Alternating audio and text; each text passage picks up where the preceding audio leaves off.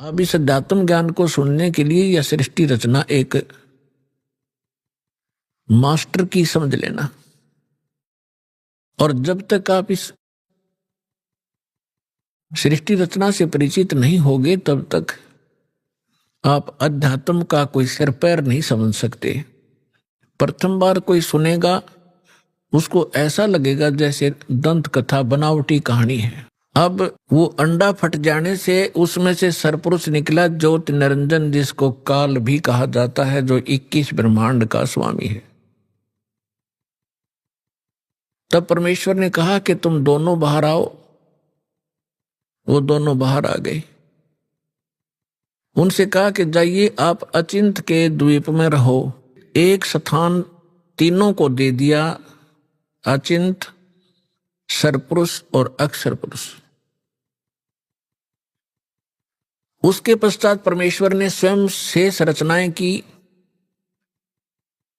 और हम सभी आत्माओं को अपने वचन से उत्पन्न कर दिया। असंख्य जितने भी यहाँ चींटी, मच्छर, मक्खी, सूक्ष्म जीव जो दिखते भी नहीं, दूरबीन से देखे जा सकते हैं, हाथी, देवता, ये सभी प्राणी परमात्मा ने अपनी वचन से उत्पन्न करके, ये सभी आत्माएं ऊपर रहा करती थी। हम सभी की वहां सृष्टि थी, परिवार था और बहुत सुंदर महल, बड़े बड़े बगीचे, प्रत्येक के महल के आसपास बहुत सुंदर आगे पार्क हैं, फल फ्रूट वहां पर लदपद रहते हैं, मेवा लदपद रहती है, सदाबहार वृक्ष हैं, सदाबहार बाग बगीचे हैं। तब परमात्मा ने हम सबको उत्पन्न किया, हम अलग अलग रहने लगे और हमारा वहां पर एक परिवार बन गया। जैसे आपका यहाँ परिवार बन गया, ऐसे वहां भी आपका ऐसे सुंदर परिवार था। प्यार से रहते थे, कोई तकलीफ नहीं, किसी वस्तु का अभाव नहीं, कोई काम नहीं।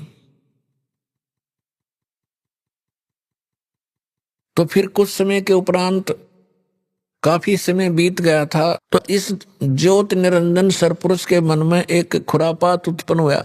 इसने सोचा हम तीन तो एक स्थान पे एक ही प्लाट में रह रहे हैं, द्वीप में, और शेष मेरे भाई अलग अलग द्वीपों में रह रहे हैं, तो मैं अलग से द्वीप प्राप्त करूंगा।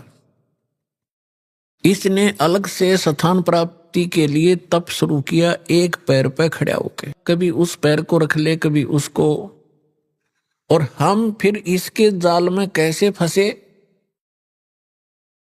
हम इस ज्योत स्वरूपी निरंजन को देखने लगे और इसके इस ड्रामे को, इस एक्टिंग को, इस तपस्या को हम देखकर प्रभावित हो गए और ये सोचने लगे बड़ा कमाल कर दिया इसने, एक पैर पर खड़ा है, ओहो कितने युग बीत गए, कितना समय बीत गया। तो ये समझ, आज हमारे अंदर भी एक ऐसी प्रेरणा, ये धारणा या कमजोरी आज भी विद्यमान है।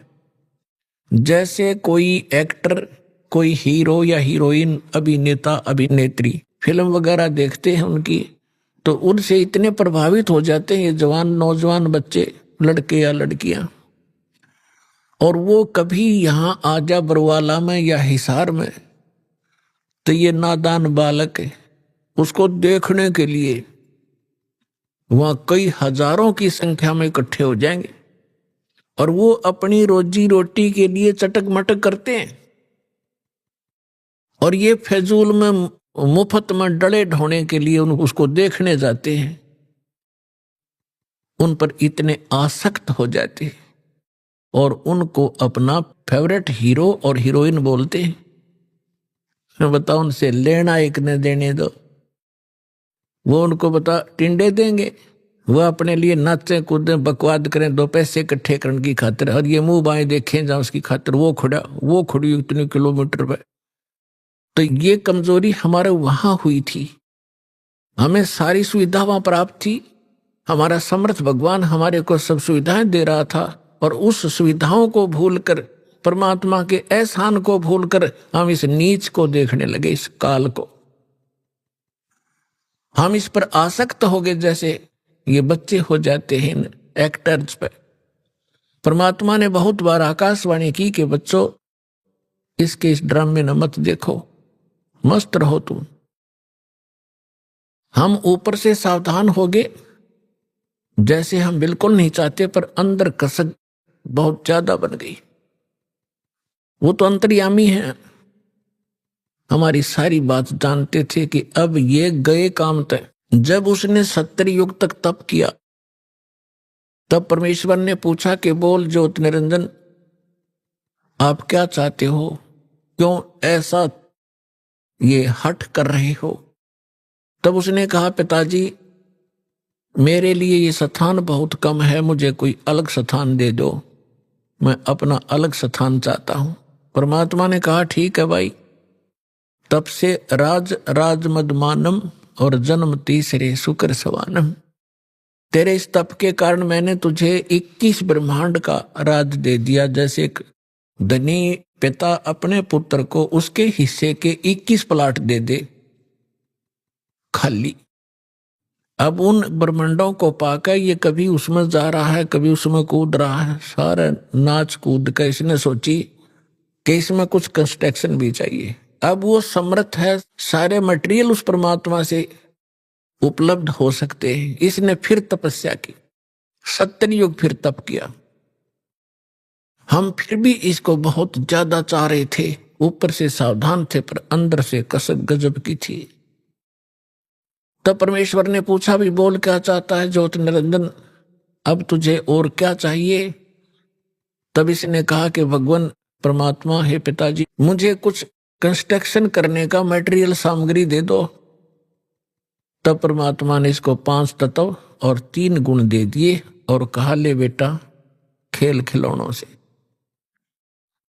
इनको पाकर के इसने फिर सोचा कि अब मैं इसमें कंस्ट्रक्शन भी कर लूंगा और फिर ये यहां मुझे अकेले का दिल लगे नहीं, इसके अंदर कुछ प्राणी चाहिए। इसने फिर से हठ योग शुरू किया। जब इसने तीसरी बार 64 युग तप किया, तब परमात्मा ने पूछा कि बोल ज्योत निरंजन तू क्या चाहता है। तो जो तूने मांगा मैंने दे दिया, अब क्यों हठ कर रहा है। तब इसने कहा कि प्रभु हे परमेश्वर हे पिताजी मेरा अकेले का दिन नहीं लगता, कुछ आत्मा मुझे दे दो। परमेश्वर ने कहा कि देखो भाई इस और तपस्या के लिए तू कुछ और मांग सकता है, अन्य तेरे को ब्रह्मांड दे दूंगा, लेकिन आत्मा नहीं दे सकता, क्योंकि ये मेरे अंश हैं और तू इनको घना दुखी कर देगा और मेरे से देखे नहीं जाएंगे फिर ये। तब इसने कहा था नहीं पिताजी मैं सत्य का राज करूंगा, जो जैसा कर्म करेगा मैं वैसा ही फल दूंगा, मैं कोई अत्याचार अन्याय नहीं करूंगा। परमात्मा बोले भी पर एक बात है, यदि कोई सब इच्छा से तेरे साथ जाना चाहता है तो मैं अलाउड कर सकता हूं, नहीं तो मैं नहीं भेजूंगा अपनी आत्मा को, चाहे तो कुछ भी कहे। तो हम पहले से ही जो यहां आकर फंस गए, गधे कुत्ते सुअर मच्छर माखी सांप बिच्छू बनकर धक्के खा रहे हैं, हम पहले से इस पर आसक्त थे। जब ये हमारे पास आया, इसने कहा कि मैंने पिताजी से ऐसे ऐसे 21 ब्रह्मांड प्राप्त किए हैं, उनमें ऐसे ऐसे बाग बनाऊंगा, उनमें स्वर्ग बनाऊंगा, ऐसे ऐसे झरने बनाऊंगा, हीरे पन्ने जवाहरात के पहाड़ बनाऊंगा, क्या तुम मेरे साथ चलोगे। हम तो पहले ही आसक्त थे। हमने कहा कि यदि पिताजी आज्ञा दे देंगे तो हम चल पड़ेंगे, हम तैयार हैं। इसने पिताजी के पास परमेश्वर के पास जाकर कहा कि हे भगवान कुछ आत्माएं मेरे साथ चलने को तैयार हैं। तब परमात्मा ने कहा कि ऐसे नहीं, मेरे सामने स्वीकृति जो करेगा मैं उसको भेज सकता हूं। अपने आत्माओं एक समस्या और आती है, क्योंकि हम इस नए ज्ञान में सुनते हैं तो हमारे अंदर इतनी शंकाएं उत्पन्न हो जाती हैं जैसे सावन के महीने में घास फूट जाया करे, निरी शंकाएं पैदा होंगी। पर शंका का समाधान इस सत्संग से होगा, सुनते ही रहना, सुनते ही रहना, अपने आप सेटिंग हो जाएगी। अब आपके मन में ये आवेगा कि परमात्मा तो जानी जान थे कि हमें कितना कष्ट होगा, तो हमें यहां नहीं भेजना था। हम अपनी गलती नहीं मानते कि हमने अपने परम पिता को छोड़कर इस नालायक पर आस्था नहीं करनी चाहिए थी, जो हमें सारा सुख दे रहा था, और वो तो त्याग दिया और इस नंग के पीछे लाग लिए जो आप भिखारी उस परम पिता का। अपने आत्मा दूसरा ये एग्जाम्पल समझिए कि जैसे सेब विक्रेता होता है, उसको सेब कितनी प्रिय होती है, कितनी कॉस्टली होती है। 1 2 3 4 10 यदि सेब खराब हो जाती हैं, वो उन सेब को उन सेबों में नहीं रख सकता जो स्वस्थ है। वो भले ही उसको खूब कष्ट होता है, दुख होता है, उसको ये पता है कि देख मेरे को 100-200 रुपए की हानि होगी, वो फिर भी उन खराब सेबों को उठा के और कूड़े में फेंक देता, उसने सूअर खा कर। भले उसकी आत्मा दुखती है कि मुझे कितनी हानि होगी, लेकिन रख नहीं सकता कि ये और भी डूब देंगी। तो हम खराब सेब हो गए थे और परमात्मा ने हमारे को वहां से फेंकना अनिवार्य समझा था। ये एक और एग्जाम्पल आपको बता जा रहा है। अब परमात्मा ने हमारे से आकर पूछा कि बोलो भाई कौन जाना चाहता है इसके साथ।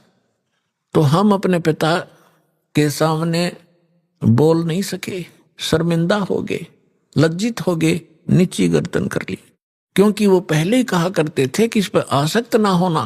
तब वो सन्नाटा छा गया, साइलेंट हो गया, सब कुछ शांत हो गए। तब परमेश्वर ने कहा कि क्यों भाई ज्योति निरंजन, ये तो कोई नहीं बोल रहा, तू कह रहा था मेरे साथ जाना चाहते हैं। उसी समय एक आत्मा खड़ा हुआ और उसने खड़ा होकर के कहा कि पिताजी मैं इसके साथ जाना चाहता हूं। अब बाकी हमने सोचा कि यो एकला एक वहां सारी लूट लेगा और हम रह गए पाछे, तो हम भी फिर खड़े हो गए, दोनों हाथ ऊपर न कर लिए। सारे के सारे जितने असंख्यों अनगिन जीव यहां आ फंसे। तब परमात्मा ने कहा ठीक है भाई, जिसने हृदय से स्वीकृति इसकी की है उसको मैं इसके साथ भेज दूंगा, लेकिन आप जाइए अपने ब्रह्मंडों में, मैं इनको वहां भेजने का तरीका दूसरा अपनाऊंगा। तो परमात्मा ने क्या किया कि जिस आत्मा ने सबसे पहले स्वीकृति दी थी उसका एक युवा लड़की बना दिया अपने वचन पे, और उसके अंदर हम सभी प्राणियों को सूक्ष्म रूप बनाया और सभी को अपने वचन से उस लड़की के शरीर में प्रवेश कर दिया। अपनात्मा अब वैज्ञानिक तरीके से आप अच्छी तरह समझ सकते हो कि हमारे ब्लड के अंदर कितने जीवाणु हैं। 1 ग्राम ब्लड के अंदर 40-40 लाख जीवाणु, ये डॉक्टर लोग बताते हैं कि इतने बैक्टीरिया हैं, इतने फलाने हैं। तो इसको समझने में कति देर नहीं लगेगी। तो इसी प्रकार परमात्मा ने उस लड़की के शरीर में हम सभी को सूक्ष्म बनाकर प्रवेश कर दिया। अब वो लड़की कौन है? ये अष्टंगी है, दुर्गा है, और हम सभी उसमें प्रवेश कर दिए अपने पुत्र सहजदास को, जो परमात्मा ने सबसे पहले 16 वचन से उत्पन्न किए थे, उनको ही वो विशेष वहां की व्यवस्था के लिए प्रयोग करते हैं। तो सहजदास को कहा कि जा इस अपनी बहन को ले जा और इस ज्योति निरंजन के पास उसके ब्रह्मंडों में छोड़िया, और उसको बता देना कि मैंने इस लड़की को, बेटी को एक वचन पावर दे दी है, जितने जीव वो कहेगा या उत्पन्न कर देगी वचन से, और जितनी आत्माओं ने तुम्हारे साथ जाना चाहा था इसके शरीर में प्रवेश है। सहजदास ने जाके सब कथा सुना दी और लड़की को छोड़कर वापस आ गया। अब इस ज्योति निरंजन के मन में ये दोष आया, अकेली युवा लड़की को देखकर इसने यह एक और भयंकर गलती कर दी। ये विषय वासना वश होकर लड़की के साथ दुराचार करने की चेष्टा करने लगा। तब लड़की ने कहा कि ज्योति निरंजन देखो, आप पिता के वचन से उत्पन्न हुए अंडे से, उसके बाद हमारी उत्पत्ति उसी परमेश्वर ने की है।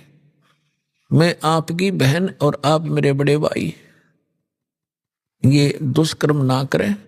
मेरे को परमात्मा ने वचन शक्ति दे रखी है, जितने जीव आप कहोगे नर और मादा मैं वचन से उत्पन्न कर दूंगी।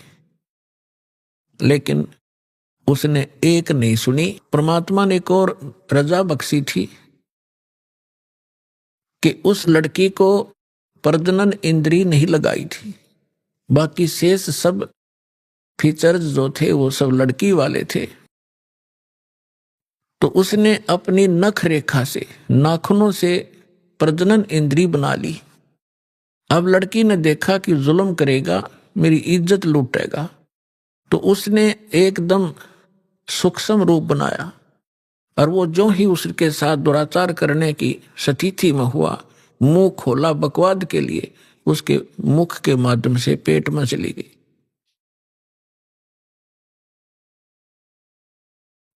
और वहां जाकर के उसने पुकार किया कि हे पिताजी मेरी रक्षा करो, मेरे साथ इसने ऐसा दुर्व्यवहार किया।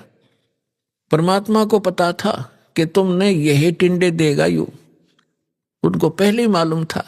हो गया शुरू ड्रामा इसका। तब अपने पुत्र जोगजीत का रूप बना के, जो प्रथम 16 उत्पन्न हुए थे, उन्हीं के रूप में परमात्मा यहां आते हैं, और उसके लोक में भी जोगजीत रूप बनाकर गए थे।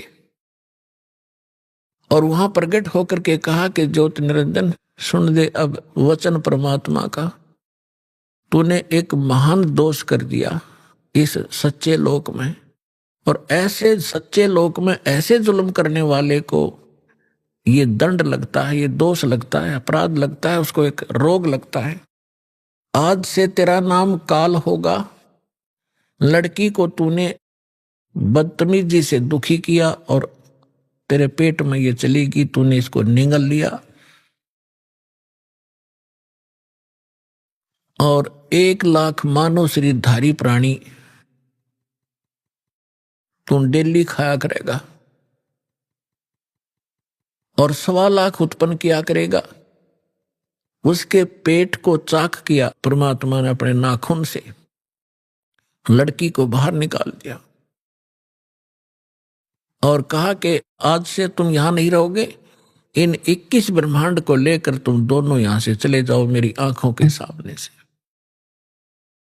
अब ज्योत निरंजन ने बहुत फिर बाद में अपनी गलती का आभास भी हुआ और कहा भाई मुझे माफ कर दे, पिता से मुझे क्षमा करवा दे। वो अपना भाई समझ रहे थे, जोगजीत समझ रहे थे वो स्वयं परमात्मा। तब परमेश्वर ने कहा कि बस और फालतू बात मत करे और यहां से अति शीघ्र निकल जा। इतना ही कहा था, उसके 21 ब्रह्मांड विमान की तरह चल पड़े बहुत ही गति से, और सतलोक से 16 शंख कोश की दूरी पर आकर परमात्मा के विधान अनुसार ये यहां चक्कर लगाने लगे। 16 शंख कोश की दूरी पर सतलोक से ये हम यहां बैठे हैं। नील पद्म शंख, जैसे हम गिनते हैं ना 1000, 10,000, लाख, करोड़, 10 करोड़, अरब, 10 अरब, खरब, 10 खरब नील, 10 नील पद्म, 10 पद्म फिर शंख। तो ऐसे 16 शंख कोश, एक कोश के अंदर लगभग 1.5 मील होता है, और 1 मील में लगभग 1.5 किलोमीटर होता है, यानी लगभग 3-3.25 किलोमीटर एक कोस में होते हैं। तो 48 शंख किलोमीटर की दूरी पर हम सतलोक से यहां आ गए, ये काल और ये दुर्गा। अब यहां करके इसने सोचा, इसने फिर वह बकवाद शुरू करी। लड़की ने फिर कहा कि ज्योत निरंजन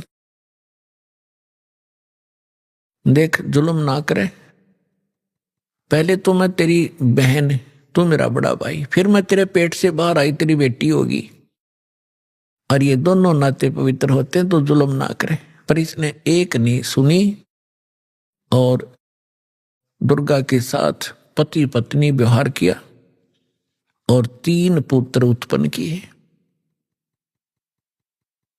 3 पुत्र अष्टंगी जाए, ब्रह्मा विष्णु शिव नाम धराए। अपन आत्माओं यहां थोड़ा सा हिंट देंगे, क्योंकि आज का विषय एक बहुत ही अपने अपने स्तर का होगा। क्योंकि एक तो ये सिद्ध करना अनिवार्य है कि हम जिसकी शरण ग्रहण किए हुए हैं वास्तव में यो परमात्मा है कि नहीं। तो ये परमात्मा अपने द्वारा रची हुई सृष्टि को स्वयं ही ठीक ठीक बताता है, और उस परमेश्वर ने अपनी रचना को, अपनी सृष्टि रचना को आप ही आके बताया है। आज तक ब्रह्मा विष्णु महेश की कोई उत्पत्ति करने वाला आदमी नहीं था। ऋषि वह ऋषि, चाहे कोई कितना विद्वान पाक रहा था। अब थोड़ा सा ये मौखिक बता के फिर आपको शास्त्रों में दिखाऊंगा, तब आपका विश्वास दृढ़ होगा। तब ये तीनों पुत्र उत्पन्न हो गए। इसने क्या कर रखा है देखिएगा, एक ब्रह्मांड है, चित्र दिखाएंगे। इसका अंडे जैसी शेप है, एलिपिकल शेप है इसकी, ये देखिएगा। ये एक ब्रह्मांड का चित्र है, ये देखिए, ये एक ब्रह्मांड है इतना। इसमें क्या है, नीचे के ये 7 लोक हैं, ये पाताल लोक है, और ये तलातल, महातल, वितल, अतल, सूतल, रसातल, ये पाताल लोक, ये पृथ्वी लोक, और ये शिव का लोक, ब्रह्मा जी का लोक, विष्णु जी का लोक, ये कोमन स्वर्ग और नरक, और ये इंद्र का लोक, स्वर्ग के राजा का लोक, ये धर्मराय का लोक जो न्यायाधीश है, ये मानसरोवर है, ये शपथपुरी सप्तऋषियों का अलग से नगरियां हैं, ये एक एक द्वीप है, और ये है ब्रह्मलोक, ये सारा ब्रह्मलोक है। इस ब्रह्मांड के अंदर ही ये ब्रह्मलोक है, और इस ब्रह्मलोक के अंदर इस काल ने एक और जाल फैला रखा है। एक ये तो महा इंद्र का द्वीप है, ये ब्रह्मलोक है जिसको महास्वर्ग कहते हैं। ये नकली सतलोक, नकली अलखलोक, नकली अगम और नकली अनामी लोक की रचना इस काल ने धोखा देने के लिए, जीवों को ये धोखा देने के लिए करवा रखी है। और ये दुर्गा का लोक है अलग से, ये समुद्र है शेष सारा, ये सब समुद्र है चारों तरफ, ये सारा समुद्र है। और यहां एक अलग से इसने गुप्त स्थान बना रखा काल ने, यहां कोई नहीं जा सकता इस काल की इच्छा बगैर। यहां इसने 3 स्थान बना रखे हैं, एक रजोगुण प्रधान नक्षत्र, एक सतोगुण प्रधान नक्षत्र, एक ये तमोगुण प्रधान नक्षत्र। अब पुण्यात्माओं, जैसे किसी कक्ष में, किसी मकान में, बिल्डिंग में, हाउस में 3 कक्ष हों, और एक कक्ष में लगे हों ये अश्लील चित्र, और दूसरे में लगे हों साधु संत फकीरों के, महापुरुषों के, भक्तों के चित्र, और तीसरे में लगे हों शहीदों के, सूरवीरों के चित्र। तो जब व्यक्ति उन अश्लील चित्रों वाले कक्ष में प्रवेश करेगा, उनकी देखकर उन बकवादों को मन में उसी प्रकार के भाव नेचुरली रहेंगे, चाहे वो 2 घंटे रहे, चाहे 3 घंटे रहे, उनमें दृष्टि पड़ी ना और मन में वो दोष उत्पन्न हो गए, तो उसमें वो रजोगुण युक्त रहेगा। और जब सतोगुण प्रधान स्थान पर जाएंगे, जहां साधु संत फकीरों के, महापुरुषों के चित्र लगे हों, उनकी हिस्ट्री लिखी हो, तो वहां जाकर के उसमें अपने आप एक साधु जैसा स्वभाव बन जाता है। और तीसरे जहां शूरवीरों के, शहीदों के फोटो लगे हों, तो उनकी कथाओं से, उनके बलिदान को देखकर वैसा ही स्वभाव बन जाता है। इस काल ने ये जाल फैला रखे। ये परमात्मा कबीर जी ने आके हमें बताया। अब भगवान बनाइया इसकी जड़ ने कौन खोद है, ऐसा जाल फैला रखा। ब्रह्मा विष्णु महेश को पता नहीं हमारा पिता कौन है, और उस परम पिता ने आके इनकी एक एक दाना दाना गिनवा दिया। तो इसने क्या कर रखा है कि जैसे ही बाप ने देखा, ये देखिएगा इस स्थान पर ये 3 ऐसे लंबे चौड़े क्षेत्र हैं, ये वैसे दिखा रखे आपको। ये बहुत हजारों किलोमीटर, हजारों कोस का क्षेत्र है। इस क्षेत्र में ये रजोगुण प्रधान क्षेत्र है। तो ये क्या करता है, इसमें स्वयं ये ब्रह्मा का रूप बना लेता अपने पुत्र, जैसे ये ऐसा रूप, और अपनी पत्नी दुर्गा को रखता है सावित्री रूप में। इन दोनों के योग से, पति पत्नी व्यवहार से जो पुत्र उत्पन्न होता है वो ऐसी शकल का और इसी विचारों का बन जाता है। ये तब तक इसी में रहते हैं जब तक इसका जन्म ना हो ले, और फिर उसको वहीं परवरिश के लिए रख देते हैं, कोमा में रखते हैं। जब तक ये युवा नहीं हो जाते तो ये कोमा में रखते हैं और वैसे उनकी परवरिश जारी रखते हैं। उसके बाद फिर ये यहाँ आ जाते हैं सतोगुण प्रधान क्षेत्र में। यहाँ ये विष्णु रूप बना लेता है और अपनी पत्नी दुर्गा को ये लक्ष्मी रूप बना लेता है। इन दोनों के संयोग से जो पुत्र उत्पन्न होता है वो सतोगुण युक्त हो जाता है और इस जैसी ही शकल का बन जाता है। और यहां देखिएगा, और जब ये तमोगुण प्रधान क्षेत्र में जाता है तो वहां ये ऐसी वेशभूषा बना लेता है और दुर्गा को ये ऐसे पार्वती जैसी शकल बनाकर वहां रखता है। इन दोनों के संयोग से जो पुत्र उत्पन्न होता है वो इस जैसी शकल का बन जाता है। फिर इन तीनों को ये कोमा में रख देता है और जब ये जवान हो जाते हैं, युवा हो जाते हैं, इन तीनों को इकट्ठा कर देता है। अब इससे पहले हम आपको परमात्मा कबीर जी द्वारा अपनी ये सारी हमारी सृष्टि रचना सुना रखी है और ब्रह्मा विष्णु महेश के कौन माता पिता हैं वो थोड़ा सा हिंट दूंगा। उसके बाद फिर आपको दिखाएंगे इन हमारे सदग्रंथों में जिनको हम श्रोधार्य मानते थे और सत्य ज्ञान युक्त पुराण, वेद, गीता, इनमें आपको रूबरू करेगा ये दास।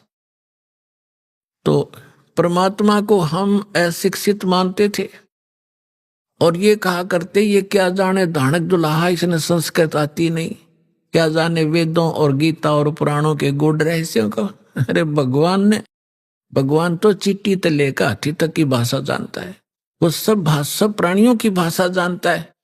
अब ये सिद्ध भी कर देगा दास आपको कि उस परमात्मा ने कैसे रजा बख्शी। अब देखिएगा अपनात्माओं, दास जो वचन बोलेगा ये 100% सच समझ लियो। अब ये जो इंस्ट्रूमेंट प्रोजेक्टर बनवाए हैं परमात्मा की देन है आप पुण्यात्माओं के लिए। पहले ये लोग अपनी अपनी कथा सुनाया करते थे, सदग्रंथों का नाम लिया करते थे, कोरी बकवाद सुनाया करते थे, शास्त्र विरुद्ध ज्ञान देते थे और हम इसलिए संतुष्ट रहते थे कि ये सभी विद्वान हैं, सदग्रंथों से परिचित हैं और इन्होंने ठीक ठीक सदग्रंथों को समझा होगा। आज पता चलेगा ये किसे विद्वान थे, ये खाकी कक भी पता नहीं था इनको। और उस परम पिता को जिसको धानक जुलाहा एक मजदूर और शूद्र कह के रिजेक्ट कर रखा था लाल को, उन्होंने 600 वर्ष पहले वो ज्ञान सुना रखा है जो वेदों और गीता पुराणों के अंदर विद्वान है। तो इससे पहले परमात्मा ने जो 600 वर्ष पहले ज्ञान धर्मदास जी को दिया था वो रूबरू करता हूं। ये देखिएगा कबीर सागर, ये वो सूक्ष्म वेद है। ये देखिएगा यहां पर, ये यहां से छपा है। मुद्रक एवं प्रकाशक हैं खेमरा श्री कृष्ण दास, अध्यक्ष श्री वेंकटेश्वर प्रेस, खेमरा श्री कृष्ण दास मार्ग, मुंबई। ये यहां से, और यहां देखिएगा ये प्रथम खंड कबीरपंथी भारत पथिक स्वामी युगलानंद बिहारी द्वारा प्रस्कृत, मुद्रक एवं प्रकाशक वही खेमरा श्री कृष्ण दास, ये सारे वही। ये है ज्ञान बोध और बोध सागर खंड है, ज्ञान बोध एक इसमें चैप्टर है और ये 21 पृष्ठ पर आपको सुनाएंगे। यहां कहा है धर्मदास ये जग बोराना, कोई न जाने पद निर्वाणा, परमात्मा धर्मदास जी से कह रहे थे कि धर्मदास, इस मोक्ष मार्ग से कोई परिचित नहीं है और ना ब्रह्मा विष्णु महेश की सतिथि से परिचित हैं। ये सारा विश्व भ्रमित है, ये सब यथार्थ ज्ञान से परिचित नहीं है। इसलिए मैं तेरे को ये कथा सुनाई है। देखिएगा, धर्मदास ये जग बोराना, कोई न जाने पद निर्वाण।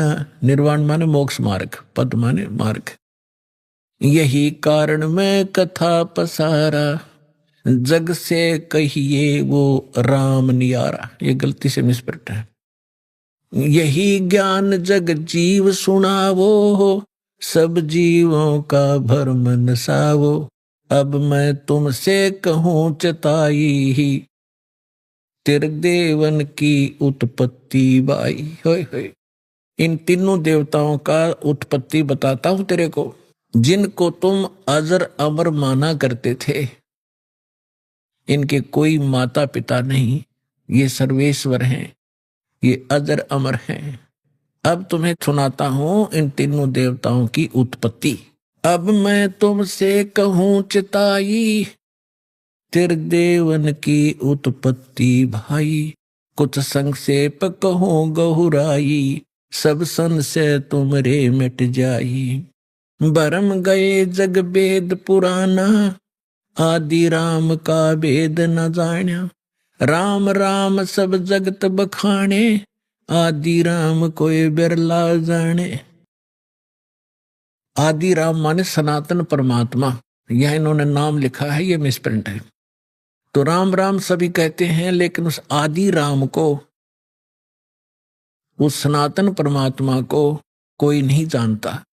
देखिएगा, अब मैं जो कथा सुनाने जा रहा हूं, ज्ञानी सुने सो हृदय लगाई, मूर्ख